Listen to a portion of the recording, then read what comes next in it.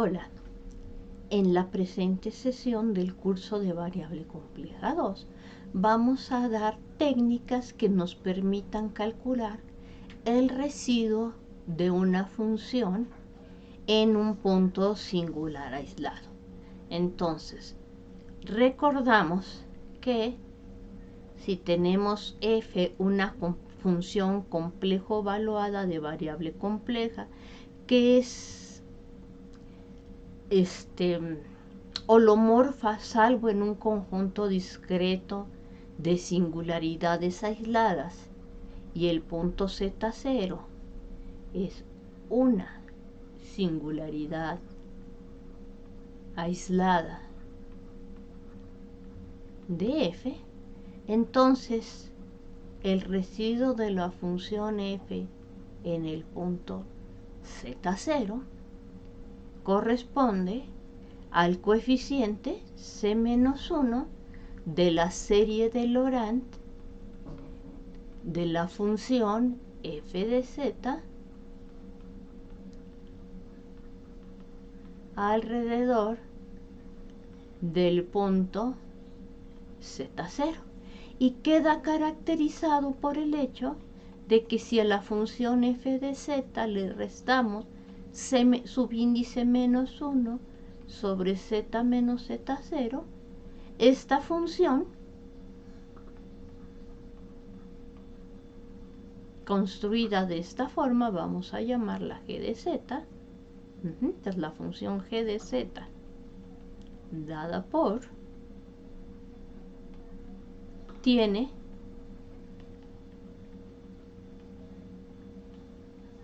primitiva en una vecindad del punto Z0. Muy bien, entonces, si bien ya dijimos que una función que es holomorfa salvo en un conjunto discreto de singularidades aisladas, siempre admite una serie de Laurent, y demostramos ese teorema, no siempre es fácil, como hemos visto en nuestros ejemplos, obtener la serie de Laurent o bien calcular los residuos. Entonces vamos ahora a dar una serie de técnicas que nos permiten calcular los residuos de la función en un polo sin que me importe el orden del polo. Bueno, como consecuencia de lo visto anteriormente, si tenemos un punto singular aislado de una función f, tal que el límite cuando z tiende a z0 de z menos z0 por f de z exista y no es cero, entonces el punto que tenemos será un polo simple de nuestra función.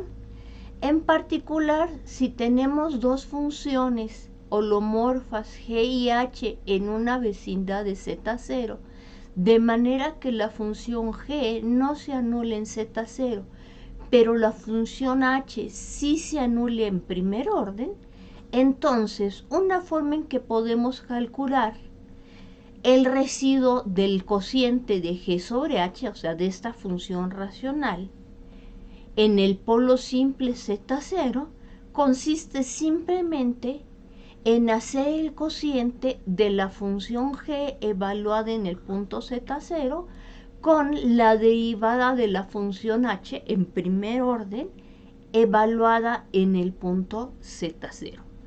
¿Cómo demostramos esto? Muy bien. Como h de z es una función holomorfa, esta acepta una primera derivada, definida como el límite cuando z se aproxima a z0 de h de z menos h en z0 sobre z menos z0.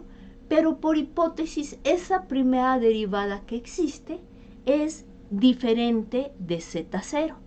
¿Qué podemos concluir de esto? Pues podemos concluir que el recíproco de este número está bien definido y lo podemos pensar como el límite cuando z tiende a z0 de z menos z0 sobre h de z. Como h de z0 es igual a 0, pues ya sabemos que este término se nos anuló. Y como los ceros de una función holomorfa son aislados, pues sabemos también que h de z es distinto de 0 en una vecindad suficientemente pequeña del punto z0, siempre y cuando z y z0 sean puntos distintos. Muy bien. Y entonces, si calculamos el límite cuando z tiende a z0 de z menos z0 por g de z sobre h de z, pues simplemente, como el límite de un producto cuando existe es el producto de los límites, este z menos z0 se nos va a cancelar con el primer término de h de z, quedando simple y sencillamente, como ustedes pueden ver, entonces estamos multiplicando este cociente, por g de z, y nos queda g evaluado en z0 sobre h' en z0. Pero como el polo es simple, de la caracterización que tenemos para polos simples, tenemos que el residuo de f en z0 es simplemente el límite cuando z tiende a z0 de z menos z0 por g de z sobre h de z. Entonces, en el caso en que tengamos polos simples, para cocientes de funciones holomorfas localmente, es decir, cuando estamos pensando en funciones meromorfas, pues es bastante sencillo calcular su residuo. Muy bien. El siguiente resultado generaliza el presente. Entonces, si g de z tiene un cero de orden k en el punto z0 y h de z tiene un cero de orden L también en el punto z0 y L es mayor que k, entonces el cociente g de z sobre h de z va a tener un polo de orden L menos k en el punto z0. ¿Cómo podemos ver esto? Bueno, como g de z es z menos z0 a la k por una función holomorfa que no se anula en el punto z0 y h de z es z menos z0 elevado a la potencia L por una función psi de z que no se anula en el punto z0, al realizar el producto de g de z sobre h de z, pues obtenemos que esto nos queda phi de z sobre psi de z sobre z menos z0 a la L menos k. Entonces, si multiplicamos esta expresión por z menos z0 a la L menos k, tenemos que el límite cuando z tiende a z0 de g de z menos z0 a la L menos k por g de z sobre h de z coincide con el residuo de la función g sobre h en el punto z0. Pero si usamos ahora los desarrollos en serie de Taylor de g y de h, pues sabemos quién es psi de z, phi de z sobre psi de z evaluados en el punto z0.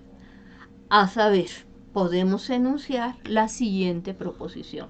Si g de z tiene un cero de orden k en z0 y h de z tiene un cero de orden k más 1 en el punto z0, entonces el cociente g sobre h va a tener un polo simple y su residuo en el punto z0 será igual a k más 1 por la késima derivada de la función g evaluada en el punto z0 sobre la k más unésima derivada de la función h evaluada en z0.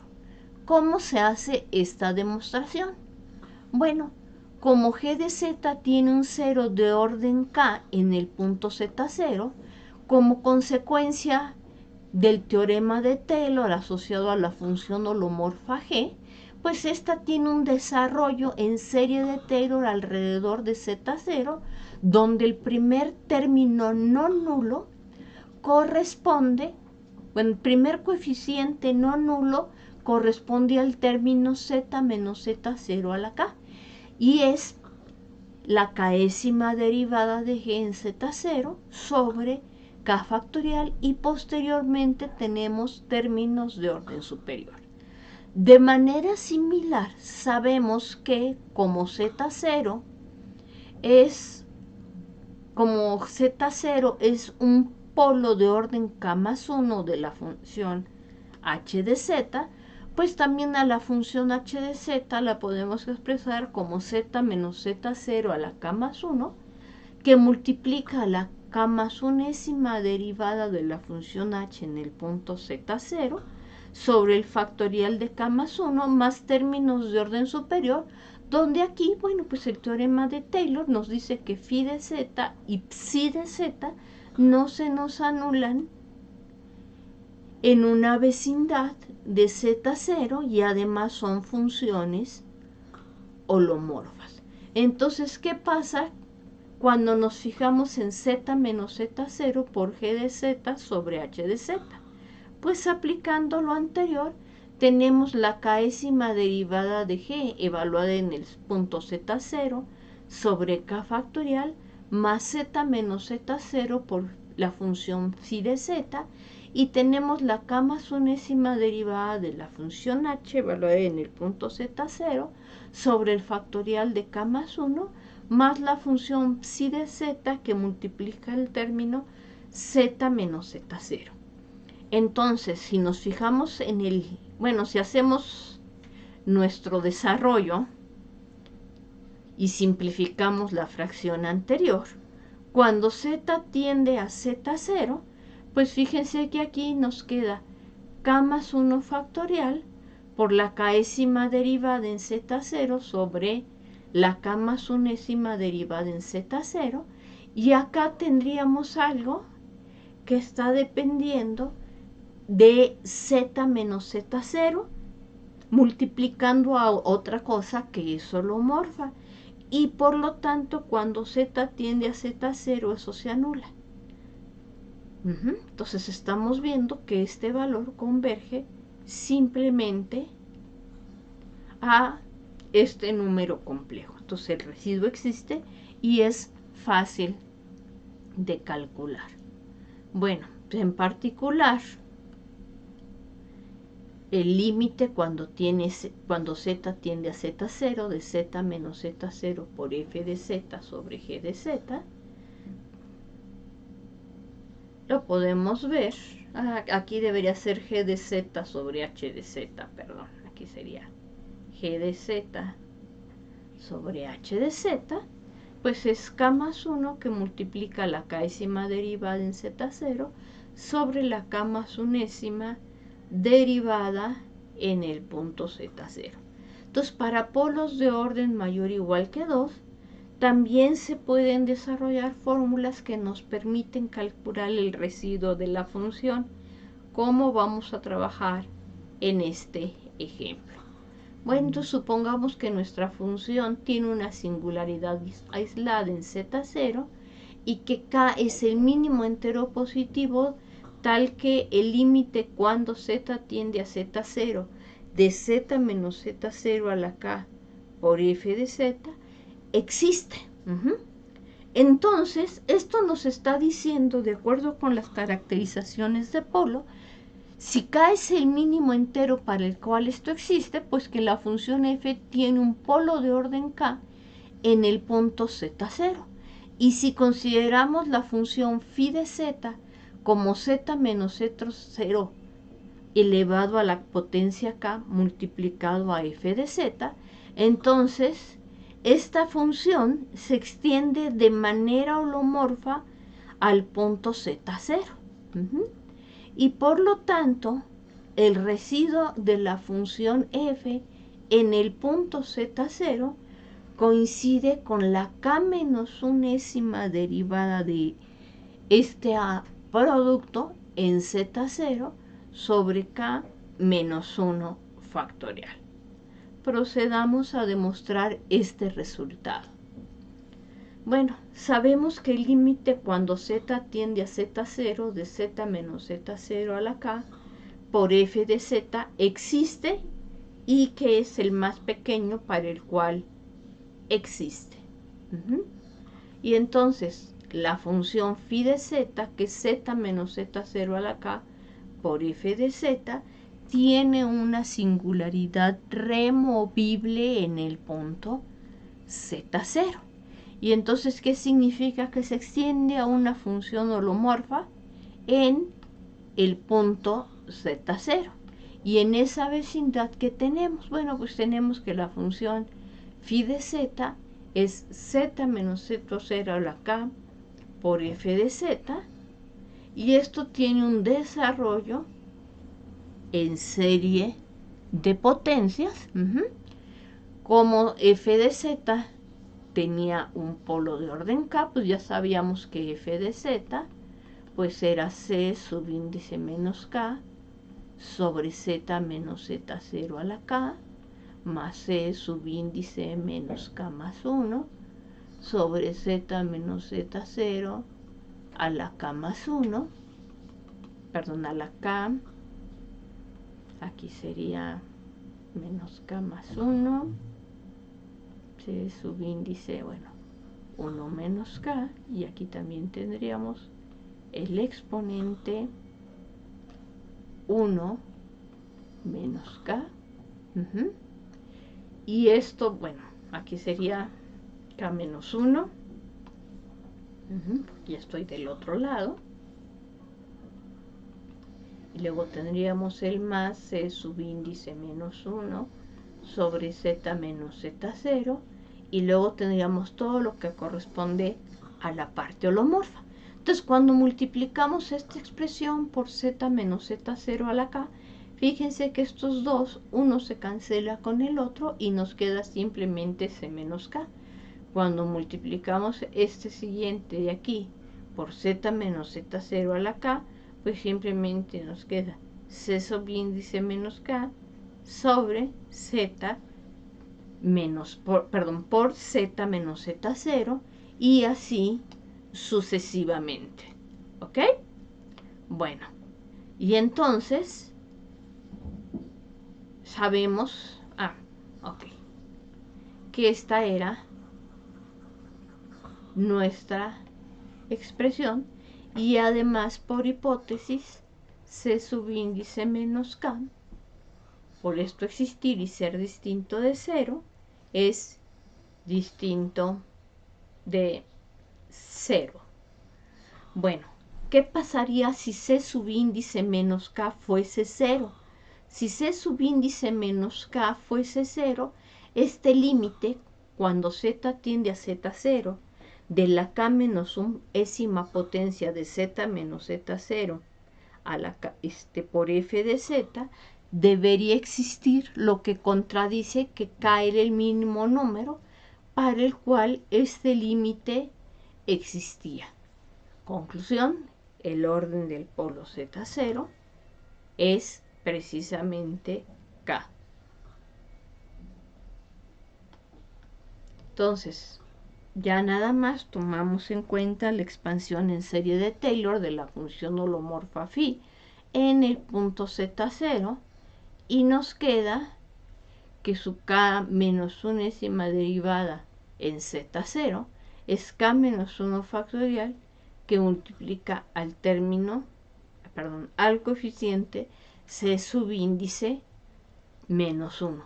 Pero por definición, el coeficiente c subíndice menos 1 es el residuo de la función en el punto z0. Entonces, con eso ya terminó, que en este caso, pues también es sencillo calcular el residuo de nuestra función. Entonces, por lo de orden k, hasta aquí ha sido sencillo de calcular. Bueno, entonces, por ejemplo, nos interesa estudiar la función z cuadrada menos 2z sobre z más 1 al cuadrado por z cuadrada más 4. Entonces notamos que este es el cociente de dos polinomios, por lo tanto es una función racional. Los puntos en donde el denominador se anula son las singularidades aisladas de la función f. Notamos que el denominador se anula en los puntos menos 1 y en las raíces cuadradas de menos 4, es decir, en más menos 2 veces i. ¿Y qué deseo? Pues deseo ahora poder calcular el residuo de una función tan general como está aplicando exclusivamente los dos criterios o los tres criterios que ya tenemos.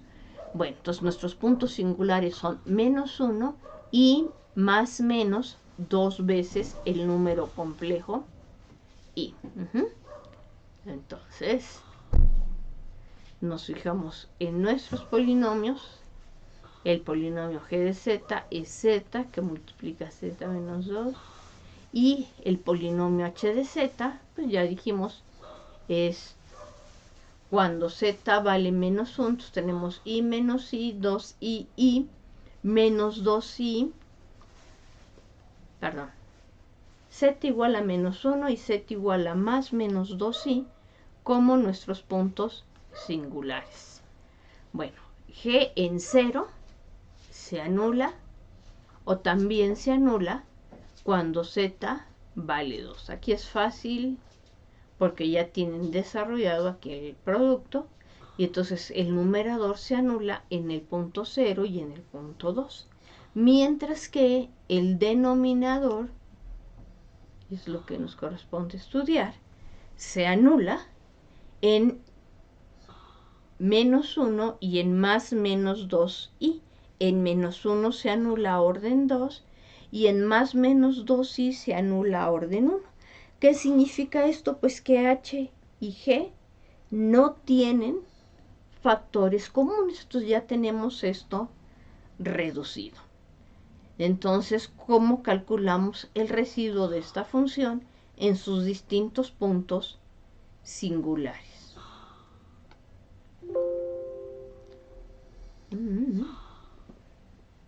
Me regresé. Ok. Muy bien. Bueno. Entonces, primera observación, f es holomorfa, salvo en los puntos menos 1 y más menos 2 veces i. ¿Qué más podemos observar? Bueno, menos 1 es un polo doble y más menos 2i son polos simples. ¿Por qué? Porque son las multiplicidades de los ceros de la función h de z respectivamente. Ok. ¿Qué pasa con el polo z0 igual a menos 1? Entonces estamos diciendo que este es un polo de orden 2. Entonces si definimos la función phi de z igual a z menos el número menos 1 elevado al cuadrado y lo multiplicamos por f de z, nos queda z más 1 al cuadrado por f de z. Pero z más 1 al cuadrado por f de z es simplemente la función numerador. Bueno, la parte del numerador de nuestra función f de z, que sería z cuadrada menos 2z. Entonces escribimos esa parte aquí. Entonces esta sería, phi de z sería z más 1 al cuadrado por f de z, de donde el residuo de f en el punto menos 1, estamos diciendo que es un polo de orden 2, va a ser 1 sobre 2 menos 1 factorial, la derivada a primer orden con respecto a la función z, y habremos terminado. Entonces ya hicimos una aplicación para el polo doble. ¿Y qué pasa con nuestros polos simples? Pues nuestros polos simples, pues simplemente tenemos que multiplicar nuestra función f por los puntos más menos i, perdón, más menos 2i. ¿Y qué sucede? Bueno, ya sabemos que la derivada de z toma este valor y entonces es z más 1 al cuadrado que multiplica a 2z. Y entonces aquí estamos ya empezando a escribir los desarrollos alrededor del origen. Entonces nos queda 4z cúbica más 6z cuadrada más 10z más 8. Muy bien. Entonces, si derivamos, ok, entonces aquí ya tenemos la función h, ya la derivamos, tenemos que la derivada en 2i nos da menos 16 menos 12i, y que la función g, que es el numerador, evaluado en 2i nos da menos 4 veces i. Por lo tanto, el residuo de la función f en el punto z1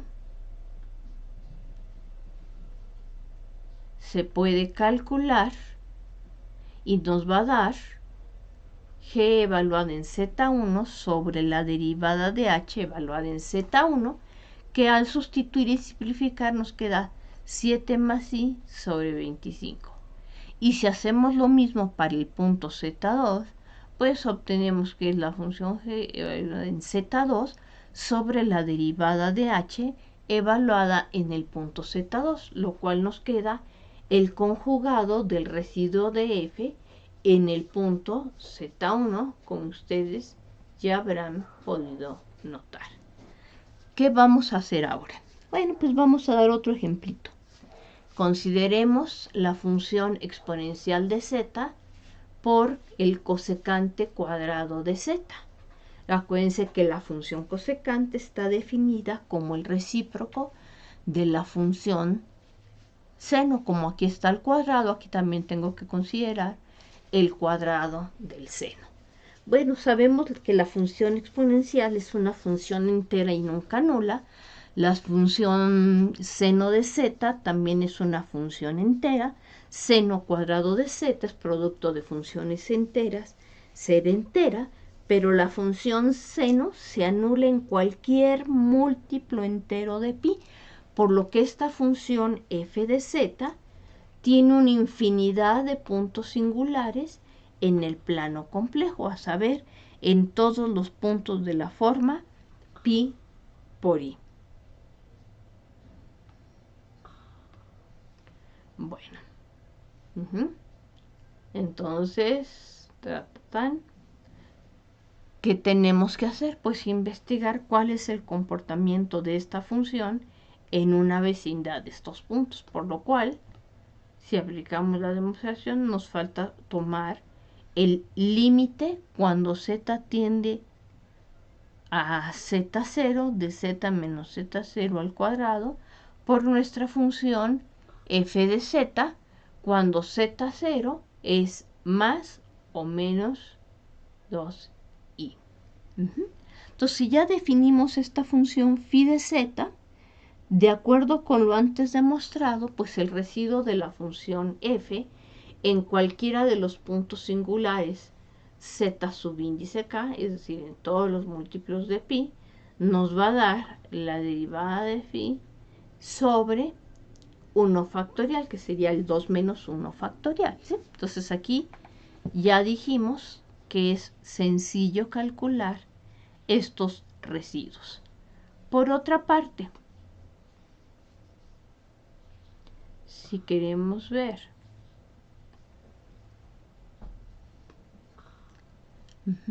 ¿qué sucede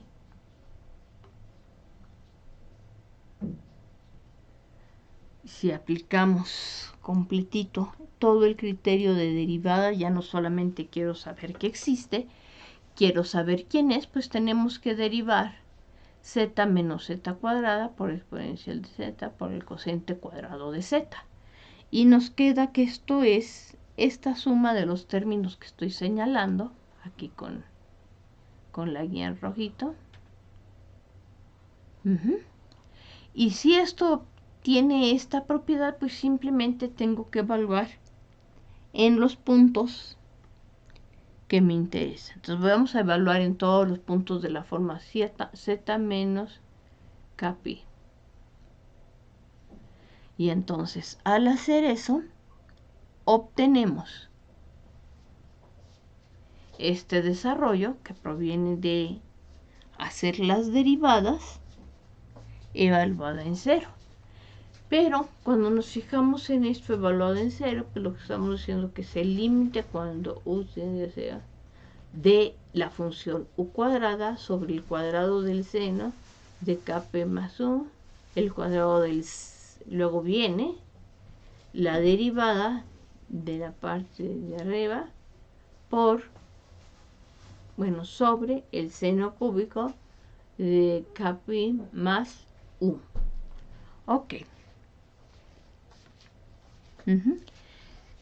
Ya que esto me esté metiendo un límite dentro de un límite dentro de un límite, entonces para poder calcular este límite, aplicamos la fórmula del L'Hopital compleja, ya que esta función satisface sus hipótesis. ¿Y qué se obtiene en este caso? Pues se obtiene que el residuo de f en todos los múltiplos enteros de pi es e a la k pi, que multiplica el límite cuando u tiende a cero de u cuadrada sobre el residuo de kpi más 2 veces u seno de kpu u más menos u cuadrada coseno de kpi más u sobre el cubo del seno de kpi más u. Entonces ya hicimos un cálculo bonito que podemos simplificarlo aquí abriendo un producto. Y ya que hicimos todo esto,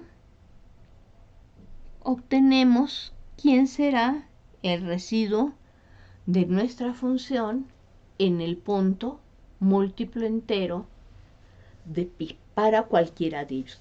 Entonces, como ustedes pueden ver, pues va a depender del valor de k, porque en esta parte de aquí no estamos incluyendo que también vaya el argumento de que le tengan que dar la bola completa para saber qué valor es el que es. Ya hicieron una división. Ahora lean con cuidado qué significa esa definición. Entonces ya desarrollamos y nos queda que esto es aplicando cuantas veces sea necesario la regla del L'Hopital, e elevado a la k por pi, que multiplica 1 más 0, más e elevado a la k por pi. Y entonces, si quiero trabajar con esto, pues ya vimos cómo los dos criterios anteriores son útiles si sabemos reconocer de qué orden será nuestro polo. Si no sabemos hacer eso, pues entonces sí estamos en problemas, ¿no? Porque esa es la parte que vimos que correspondía al teorema de Lorentz. Nuestra siguiente diapositiva. Cámbiate. Bueno, era otro ejemplo donde también donde podíamos calcular residuos. Entonces, bueno, podemos tratar de hacer el desarrollo en serie usando la definición, o bien podemos utilizar los criterios antes enunciados para dar las derivadas. Ok. 22, 23, 24, 25, 26. No se quiere cambiar a la siguiente. Bueno, entonces, como ya no quiere seguir leyendo diapositivas, se me queda en la 22 y de aquí no avanza. Déjenme hacer una pausa para ver si puedo arreglarlo. Sí, sí pude arreglarlo. Entonces, ¿qué estamos concluyendo aquí? Pues al tomar límites, y se volvió a regresar al anterior, al tomar límites, déjenme ver, escape, me cambio de diapositiva, lo que estamos teniendo es que el residuo de f en kpi a la hora de tomar límites, simplemente nos queda la exponencial de k veces pi por el coseno de kpi. Y si desarrollamos f de z como exponencial de z por la cosecante cuadrada de z, utilizando el multiplicar las series de Laurent correspondiente, podemos ir despejando y obtenemos el coeficiente de 1 sobre z menos kpi buscado, de acuerdo con lo que habíamos platicado en la sesión de dudas con el señor, con la duda del señor Plata sobre una función que llevaba una trigonométrica abajo, que sobre qué pasaba. Pues aquí este ya es uno de estos ejemplos. Bueno, muy bien. Entonces, haciendo el desarrollo en series, tenemos lo anterior, de donde ya podemos calcular aquí quién es el residuo de nuestra función. ¿Ok? Déjenme ver si me deja ver la pantalla completa sin salirse de aquí, para que puedan ustedes ver. Aquí está ya la última parte, si hubiéramos hecho por el desarrollo en las series y hubiéramos comparado nuestros términos semejantes. Entonces, con esto terminamos algunos ejemplos de cómo se calculan los residuos de las funciones holomorfas, de las funciones meromorfas. ¿Sí? Estamos pensando solamente en qué está pasando si tenemos polos. No he dicho nada de que pasen singularidades esenciales, pero aquí ya tenemos un par de técnicas bastante sencillas de cómo calcular polos. Los que deseen ver más criterios de cómo se calcula los residuos de función en otros tipos de puntos, el libro de Marsden-Tromba de variable compleja realmente trae una gran cantidad de fórmulas para poder calcular los residuos. O sea, no sé quién trae más fórmulas, si él o el Chowns, pero por ahí se va. Trae una gran cantidad de fórmulas y una gran cantidad de ejemplos de cómo calcular los residuos. Hasta luego.